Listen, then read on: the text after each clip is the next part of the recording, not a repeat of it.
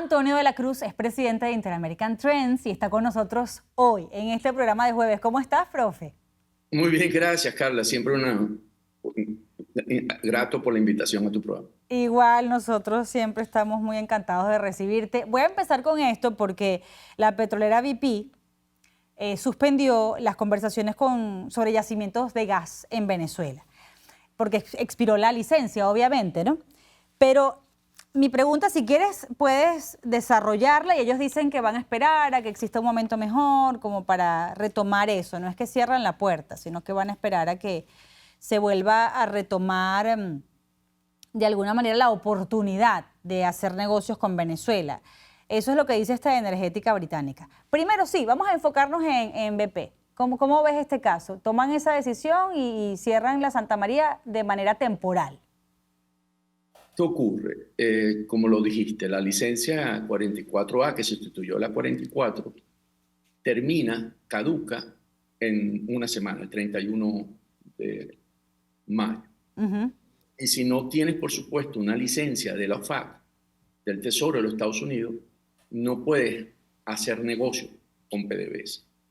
No puedes tener relación directamente con PDVSA. Entonces, al no tener ellos la licencia, ellos tienen que suspender, por eso hablan de suspender las negociaciones. Este es un campo de gas que está limítrofe con Trinidad y Tobago, y que se llama el campo Manaquín-Cocuina, en la que ellos vienen conversando para poder desarrollarlo, ese proyecto, y poder mandar ese gas a los trenes de compresión que tiene Trinidad y Tobago para sacar ese gas licuado, LNG, a Europa.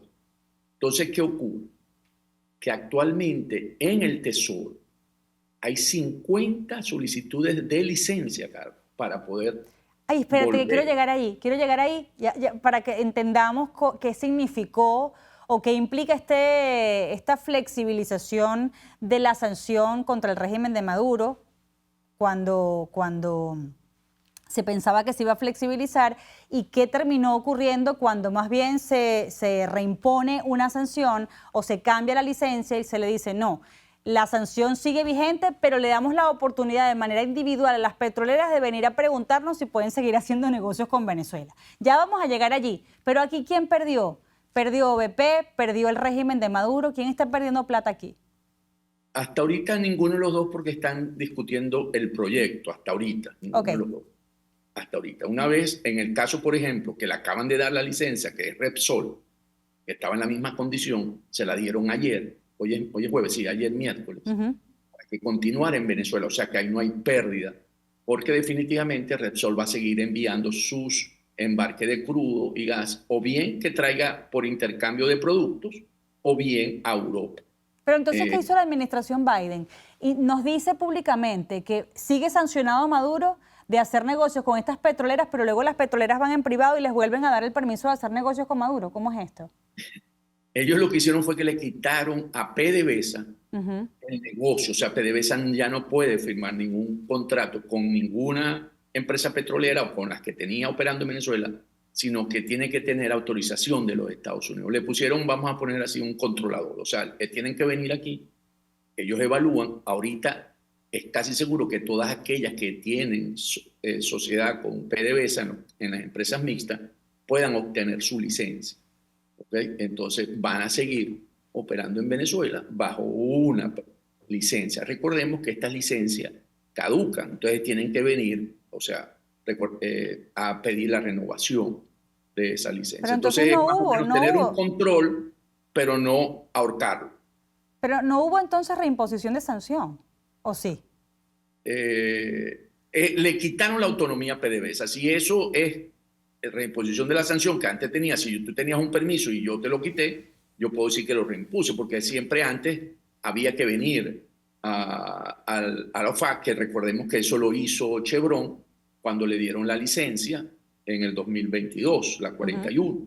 Entonces, ellos si eso es, antes tú tenías la autorización y ahora te la quité, entonces sí reimpuse en ese sentido. Pero tú recuerdas que cuando Juan González hablaba desde la Casa Blanca y decía que Maduro no iba a ganar nada cuando se levantaran las sanciones, que se lo dijo esta servidora, pues, que Maduro no se iba a enriquecer si se reanudaban los negocios o si Estados Unidos compraba petróleo a Venezuela. ¿Eso es así? ¿Maduro no ha ganado nada? No es así. Esa narrativa que usaron desde la Casa Blanca, que fue transmitida básicamente por estas empresas como Chevron, en la que lo que decían, PDVSA tiene una deuda conmigo, nosotros queremos regresar a Venezuela para poder traer el crudo, para pagarnos la deuda. Y por eso decían, Maduro no va a recibir nada, porque la narrativa que vendieron es que todo ese crudo se cobraba y se iba a cancelar deudas e intereses. Pero eso no es cierto, porque la forma como eso opera, primero hay que pagar regalías, hay que pagar impuestos al Estado, que le ingresa, por supuesto, a PDVSA, y segundo, en una relación en la que ellos tienen un perfil de pago de deuda, que es aquí donde está la situación, porque no es todo lo que tú vendas en el mercado, me paga, me queda un remanente, y ese remanente que a pagar capital e intereses entra PDVSA, y entonces por eso Maduro hoy tiene unos ingresos de esas exportaciones entre 700, 750, la última vez en el cálculo que hizo, tiene como más o menos unos 400, 500 millones de dólares mensual. Increíble. Profe, al regreso de esta pausa, ¿nos puedes decir si aun cuando las compañías petroleras de estas proporciones, corporaciones tan inmensas, siempre van a velar primero por sus intereses antes que, por ejemplo, derechos humanos, democracia, etcétera, aunque estén en sus estatutos, si tú crees que se han, por curiosidad, reunido con el equipo de María Corina, por ejemplo, como para ver qué pasaría si Venezuela se reencuentra con la libertad? Regreso con Antonio de la Cruz. Nos acompaña Antonio de la Cruz, presidente de Inter-American Trends. Profe, te dejaba esa pregunta en el aire. Sí, ahora las petroleras quieren hacer negocios con quien sea, con Maduro, pues, porque es el que está en control del poder. Pero ¿tú crees que se estén asomando a la posibilidad de tener encuentros con María Corina para curiosear cómo será esa futura Venezuela y cómo quedan ellos allí?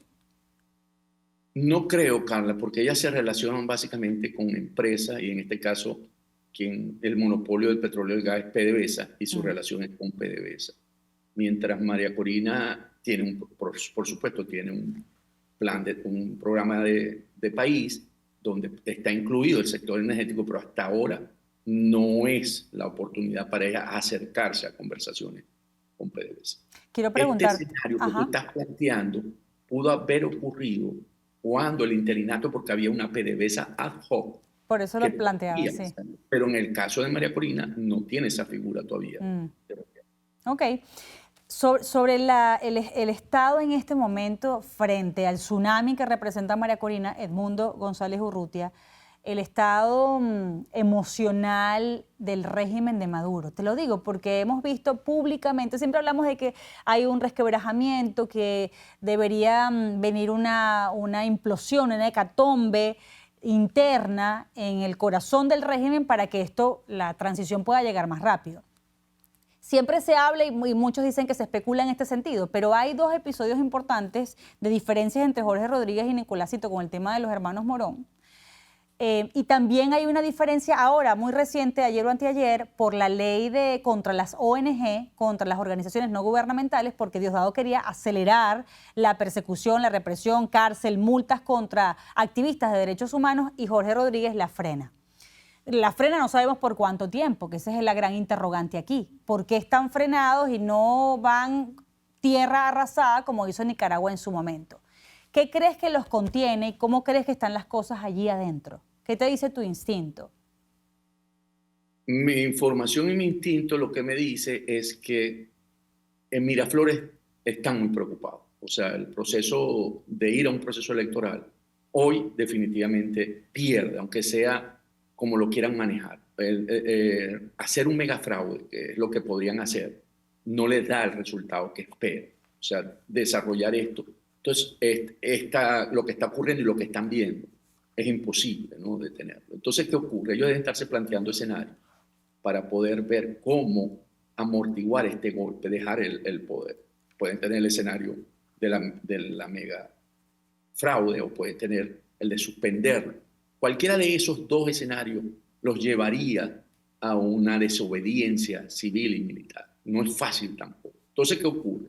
Empiezan a tener diferencias de ver cómo manejar eso que tú señalaste, si va a haber una posible transición, que yo estoy casi seguro que se está manejando a través de Petro. Petro debe estar trabajando esa transición y donde hay conversaciones y por lo tanto no pueden torpedear tampoco esa salida de una transición negociada.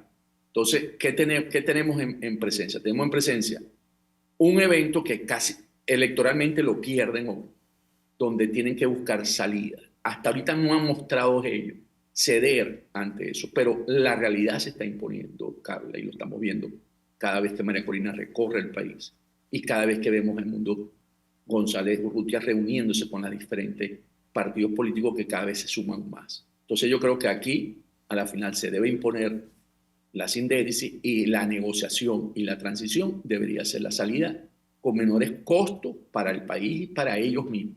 Porque las otras dos, la suspensión a través de Guyana, llevaría a una desobediencia civil también y militar, y la de posponerla, el megafraude también tendría las mismas consecuencias. Sabes que cuando hemos visto en las más recientes horas esta movilización tan increíble en zonas a las que María Corina Machado no había ido en 12 años, por ejemplo, y ver esta reacción, ver incluso la reacción de mujeres quienes le venden una arepa, luego va el CENIAT y ellas en lugar de intimidarse, graban el momento para denunciar que el CENIAT fue a acosarlas. Esto que muchos describen como que la gente en la calle ya no pide, ya no quiere dádiva, quiere ofrecerse para ver cómo empuja también la transición. El cambio pareciera ser para siempre. Mira ese río Orinoco de gente allí en el estado de Amazonas. Es como muchos dicen, indetenible. Es decir, no es un tema de Caracas. Muchas veces las grandes manifestaciones en otros tiempos eran en la capital o en las capitales. Esto lo estamos viendo en los caseríos, en los pueblos más humildes, Antonio. Totalmente. Esto es indetenible y cada vez el efecto bola de nieve va a ser mayor. Cada pueblo después de esto es mayor. Si vemos cada vez incrementa. Y estamos apenas, todavía nos falta 67 días para llegar a eso. No estamos en el pico de la campaña. Esto en los últimos, si se sigue manteniendo así, va a ser indetenible. Yo creo y pienso como lo sugeriste tú al inicio de tu programa, de que tenemos que tener solidaridad con esa gente que le están haciendo, ¿verdad? El daño que hemos estado viendo desde el punto de vista de su vivencia. Yo creo que hay que buscar una manera de poder desde afuera ayudar a esas familias a tener ingresos, bien sea a través de una cuenta que puedan conseguir transferir uno a un amigo que le transfiere a una cuenta, porque sí tenemos que mostrar en este momento esa solidaridad para que nadie se sienta en este cambio solo, que todos estamos acompañándonos para lograr este triunfo. Antonio, muchísimas gracias. Profesor Antonio de la Cruz, presidente de Inter-American Trends, con nosotros esta noche. Al regreso de la pausa, las víctimas con nombre y apellido identifican a sus perpetradores en Venezuela. Esto causó conmoción en el momento en el que la Organización de Estados Americanos les permitía contar por primera vez sus historias. Pero yo no me quiero ni imaginar los perpetradores cuando se ven allí mencionados, expuestos, lo que podrían pensar. Quizás muchos de ellos ya ahora no tengan salvación en el sentido de que la justicia los va a alcanzar tarde o temprano. Pero otros, quienes todavía no se han manchado las manos de sangre, podrían verse allí en un espejo en el que no se quieren ver retratados y quizás podrían ser ese motor para la transición. Regresamos con eso.